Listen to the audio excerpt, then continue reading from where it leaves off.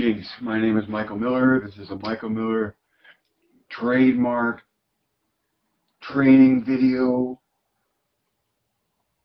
Out to you because you're watching, thank you.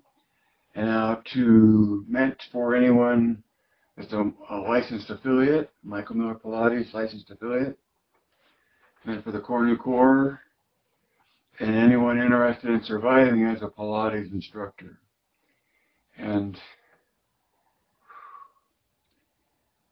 okay, so I have five topics today, and I see it like a quick moving storm rather than much to say about any. So number one is the title runs like this: is it about you, or is it about the method? Really, I wanted to say Joe. It came from there. Is it about you, or is it about Joe? See? For me, that's a key discernment about at least having an appreciation for where you're coming from and operating from the strength of that positioning.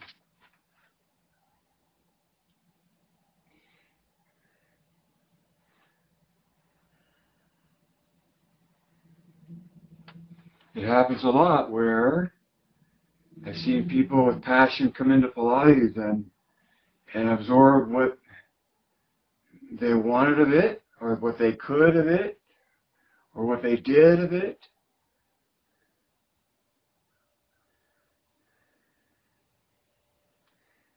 And have it become a part of what they are. And see, it's a fine line. It's tough to discern. Because I came to Pilates and whatever it has influenced me, it's me that projects from there, right? So it's about me.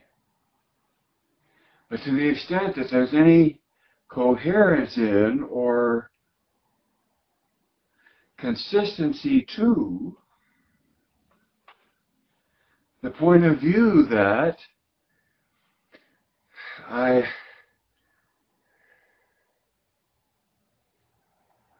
draw upon to survive as a Pilates instructor, to any extent that that point of view has some essence of its own, then it's about that essence. It's not about me. It's not about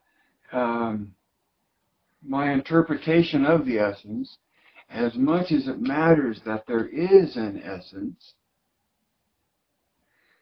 and that you're aware of what that essence is and how to teach toward it and to deliver it as an experience. You know, day in, day out, as an instructor, in whatever other overlays you get on top of that. Whether you're working in a studio that has an overlay of a training program, or you're working in a PT environment where there's an overlay of issues that are being addressed,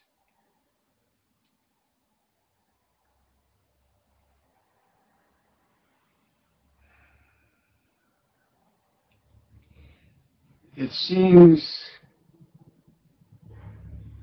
like it would feel great to be a parent and help your child learn to ride a bike. To see your child actually assume the ability to ride a bike.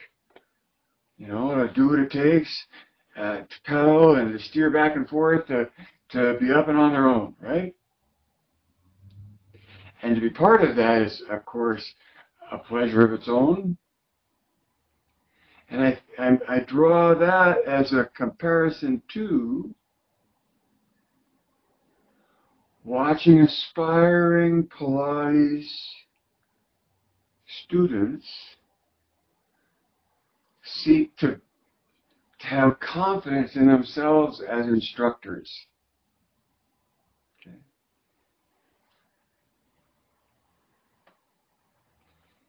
And so there is that whole spectrum of participation that you're part of in surviving as a Pilates instructor.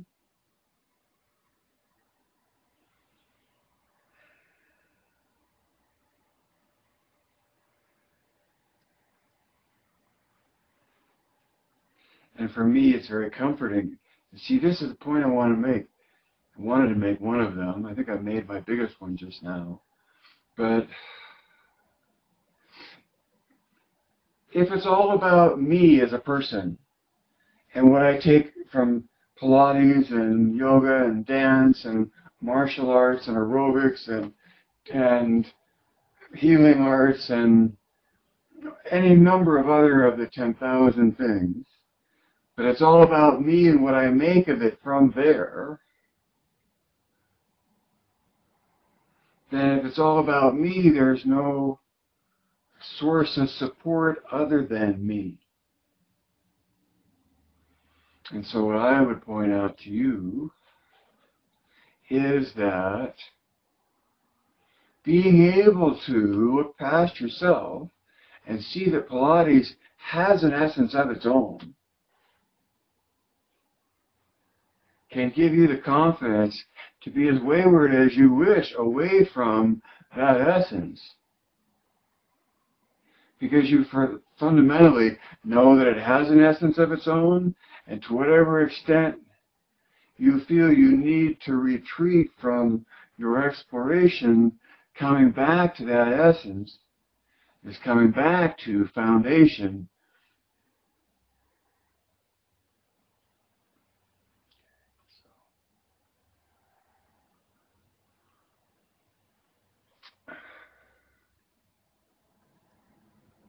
So that's why it's worth seeing a distinction between if it's all about you or if it's all about Joe. And by Joe, I mean his method and the ideal within his method that is ideal, was ideal as he wrote it down, and will always be the ideal that it is, no matter how long either of us, any of us lives, and what any of us makes of it. It's my point of view. Okay? Number two.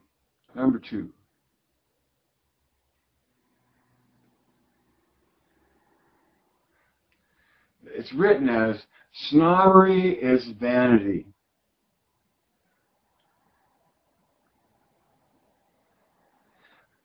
And I guess they're one and the same in a way. But it takes a lot of vanity, I think, to indulge in snobbery.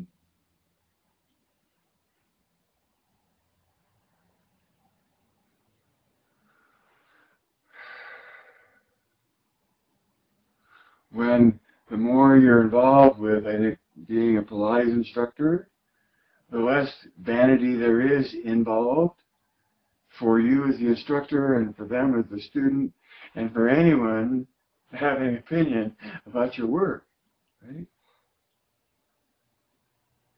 Why? And that comes from number one, in that if Pilates has an essence of its own, if you're reaching for an ideal in the movement,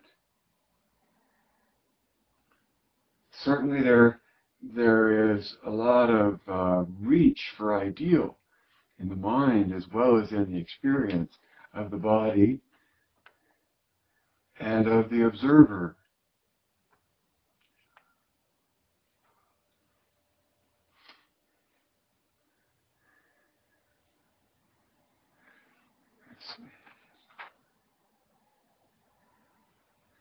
Snobbery is a good defense for insecurity. And when it comes to just relying on who you know and who you trained with, as being the root of your comprehension of Pilates, that can only take you so far.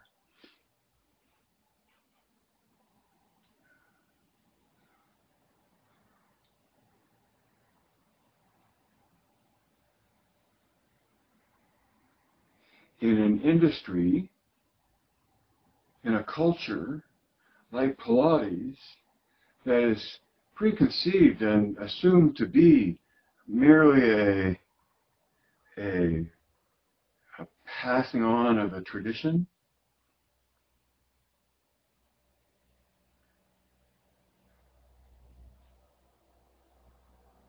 Okay, number three. I know these are disjointed, and I know I'm not reaching conclusionary statements. Is that a word? Conclusionary? Statements with a conclusion. Number three. Pilates has always been a business, in the sense that when Joe came to America, he opened a studio and he charged people to come and train with him. It was a business. Now, it didn't make a lot of money, evidently, historically, but Joe presented and professed his work through his studio and through charging students. And that's his word for them, students. Right? And therefore, that's the framework in which I choose to teach and cast the relationship to whom I'm teaching. I'm teaching a student. And they're a student of the method. Right? So it's one thing to actually have comprehension of the method enough to be confident in being an instructor.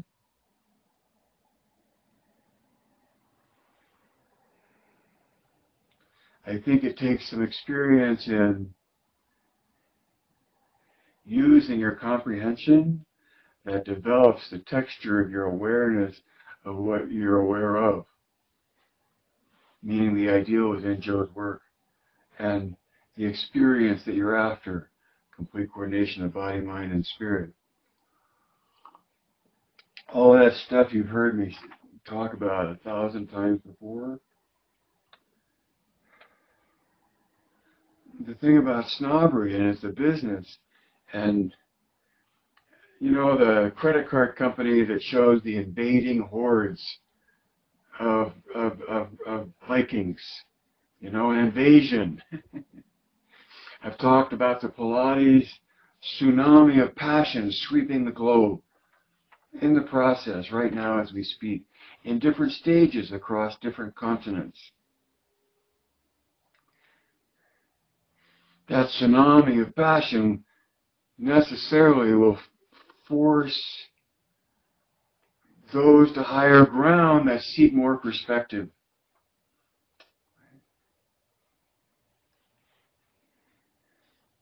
And so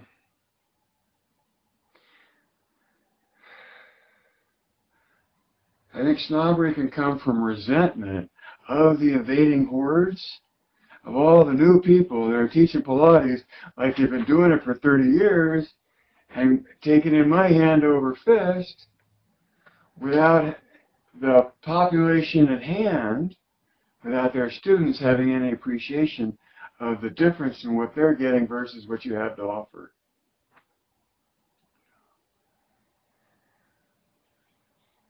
It's a business. And to whatever extent what you have to offer is more valuable than what people are paying for out there, it's up to you to, in some way,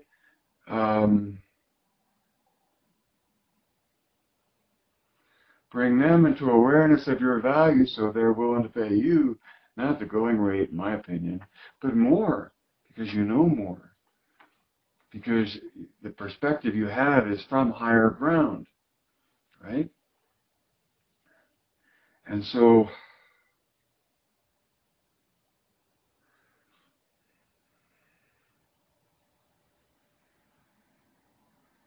there will always be the archival information, some of which will always be a mystery and the unknown. There you go. And I think a lot of it's human nature to want to just always keep it mysterious.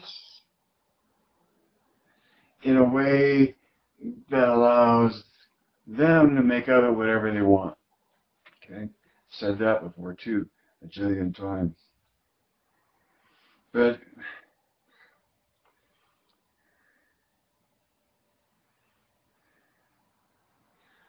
I observe in awe of what was a passion of mine among so few is now a passion among so many. Right? It's amazing.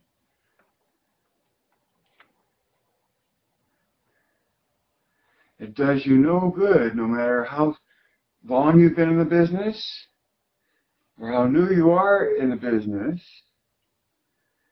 to take an attitude of resentment and indignation towards others you feel don't know as much as you do. I mean, to me, that's the wrong way to go. Because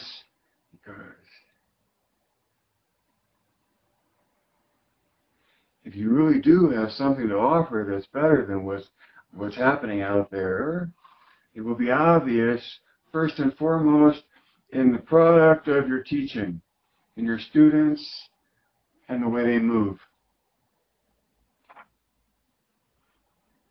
So to survive as a Pilates instructor, really all you need is an opportunity to instruct bodies, to have the result of your instruction show up in your students, right? Yeah. My note was that as an instructor, their product is the performance of their students. Not only how well, of course, they perform in the course of your interaction with them as an instructor, but what they do with what they learn from the performance that lingers on afterwards.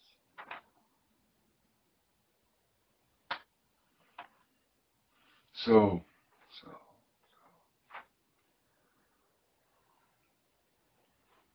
I think it's also human nature for everything to only fit into what we are and end up being part of what we project that's uniquely ours, our art.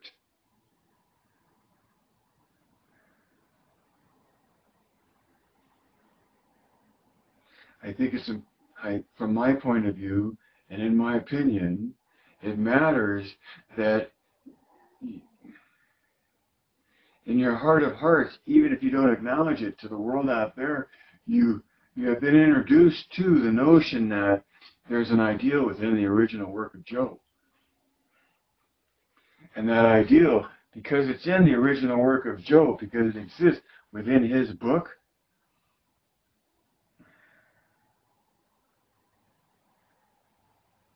it will always be a point of view or a point of reference that you can rely on for whatever else you take on in your point of view and wherever else you navigate, right?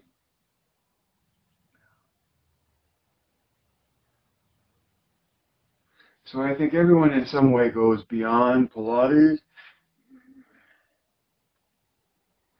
and to me, I'd be happy with just staying within the focus of Pilates, because I haven't found anything more satisfying than being a Pilates instructor and throwing the ball, meaning giving instructions that allow a person to pursue a movement that results in the complete coordination of their body, mind, and spirit capacities in the moment of the doing. Right?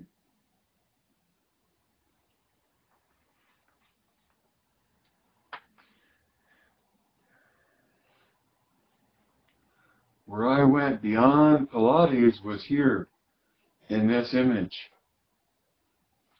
that points to core new tension. And that's what's important for you to know about. Not necessarily my image, but to know that what core new tension is oppositional rotation between axes. Oppositional rotation oppositional rotation between axes. That's 4 words. Coronary tension can be defined in 4 words. And you can show it just as easy with showing rotation at your arms, and then rotation around your ears, and then showing oppositional rotation between axes. That's coronary tension. And that applies to every body. So we went from Pilates and the pursuit of a choreography, the performance of choreography, in pursuit of an experience throughout the performance, to coronary tension,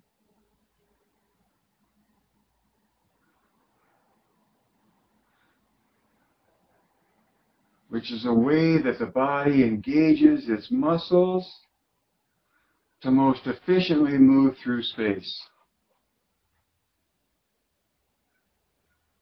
It's not a big deal. It's new to many because I'm the one that started pointing to it, and nobody else has come along and said, oh no, I knew that a long time ago. Right? And if they did, fine. We're both pointing to the same thing. And my wife's reflection to its experience is the presence of coronary tension in human beings and how they use it, subconsciously or consciously, to move. Or to stand still, but to hold yourself in space aligned. Right? It's a means of making tension. It makes alignment sensational and uniform engagement possible.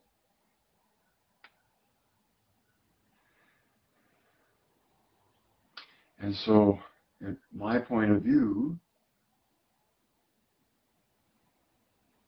MMP is Michael Miller Pilates is based on the notion that there's an ideal that you can reach for when in the pursuit of Pilates, and that the 3 things that make up the pursuit of that ideal are the promise, the definition, and the sequence. And the promise is uniform development, which focuses then on or backs up into the uniform engagement, which is what coronary tension facilitates.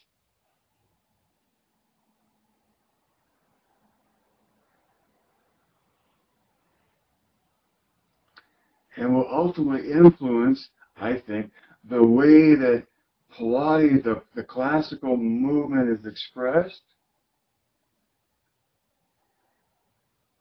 Will have at least a variation to it that's easily known and often performed, where you have endpoints at metatarsals with soft knees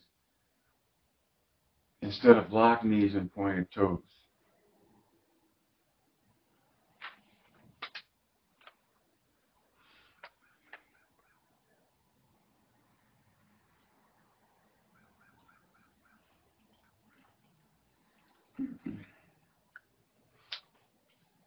Know the difference between MMP and coronary tension,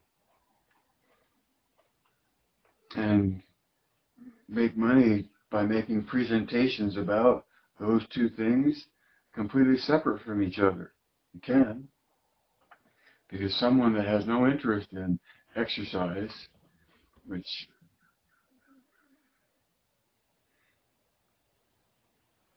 I heard as a distinct description of Pilates, which it is, it's exercise. In 2 words, it's corrective exercise. And on we go into more words to more towards complete coordination of body, mind, and spirit.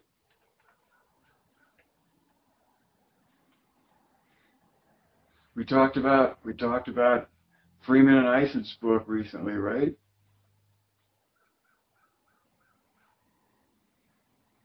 It's a business. And the business will continually structure its perception of its cash flow in a way that continues the cash flow. And by that I mean by interpreting Pilates as general principles, as brought up in Freeman and Ison's book. It allows for free reign in terms of what's presented under that label of Pilates, which is fine. It's human nature. It just allows you, though, to point to MMP and make a distinction about its point of view.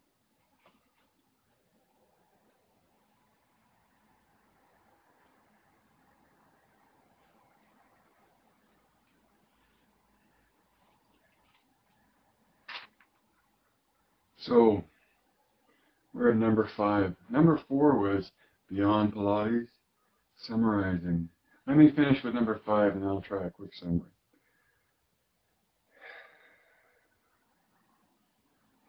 So even though here I am recording live to you, you can't share it all. So don't try.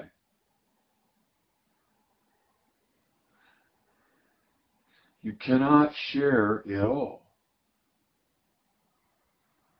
So don't try.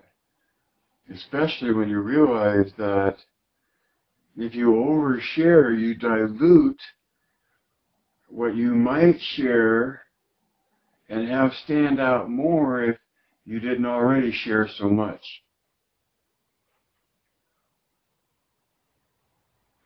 You know, the only reason I got on Facebook was to promote my view of Pilates.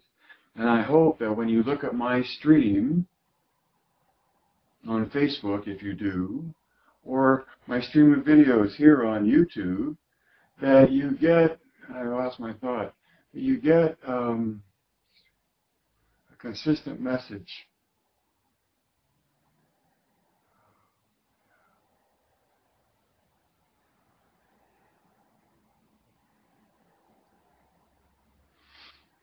And you can't share it all as an instructor. See? Always my point of focus is broadcast to you. To survive as an instructor, you can't let your enthusiasm distract your student from making the most of what you have to share with them, what you choose to share with them.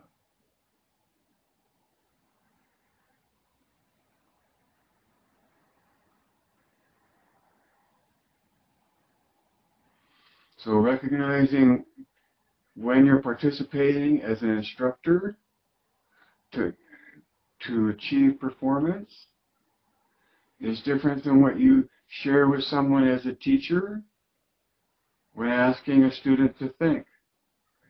And even then,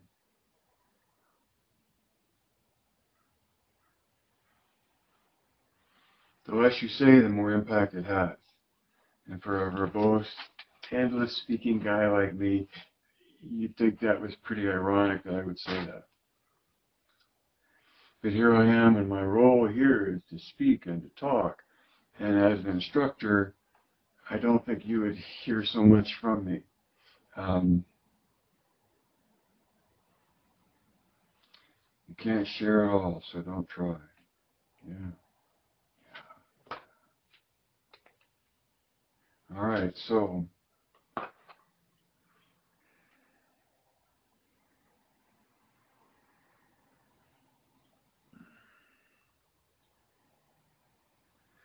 I guess reflecting to the beginning, to the number 1, is it about you or is it about Joe? And by Joe I mean his method, the ideal within his method. Is it some essence that is Joe and Joe's, you know, or is it just whatever you picked up from him and carry on from there?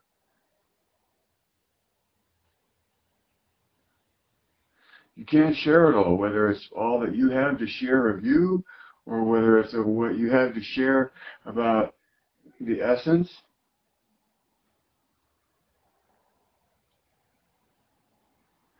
That's what makes it fun, to actually be in one place for a while and see a student several times in a row.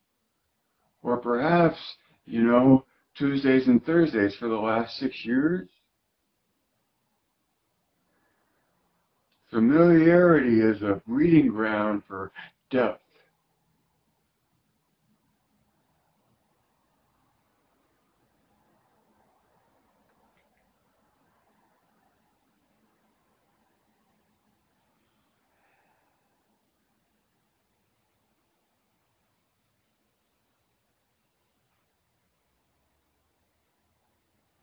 When you know about MMP and core nutention, you know, write to me when you get introduced to something that is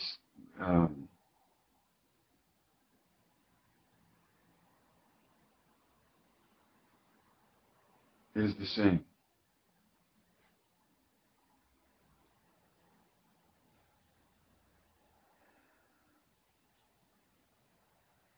Know what you know.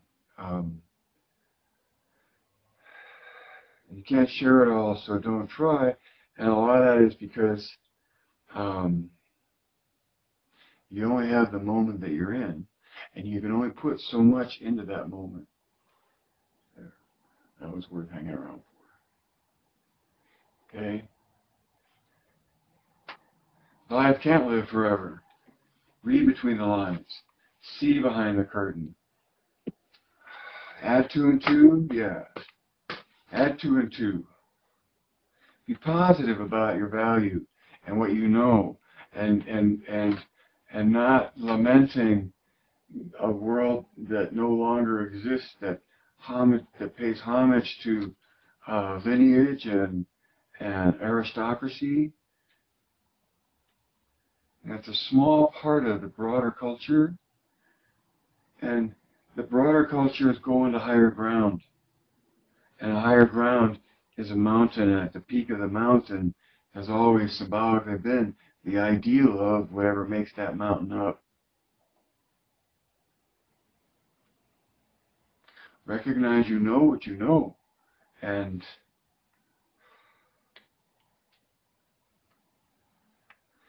teaching toward that, really just giving yourself a sticker every time somebody says, I feel that, meaning connecting them, the three things, body, mind, and spirit, as a state of being in the body in the moment of the doing, no matter whether they're a complete invalid or they're a complete athlete. Helps to know more in all of that range, but the target is still the same. Joe's definition.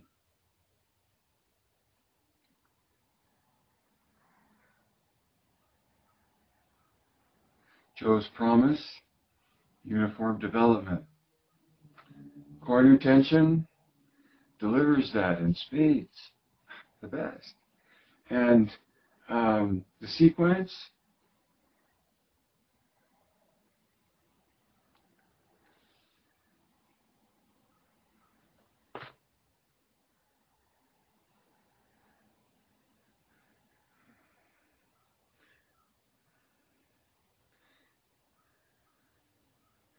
uniform eccentric loading flowing through progressive patterns of movement. I still didn't write the text yet about flowing through, because we talked about different pieces of the idea.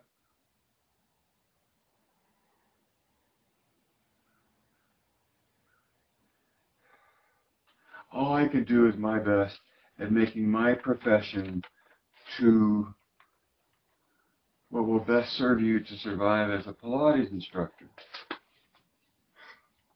And the two things in that regard that I hope that you take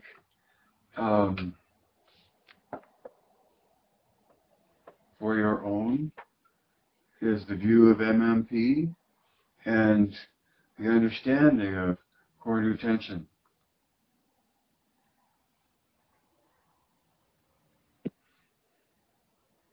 Direct your thinking.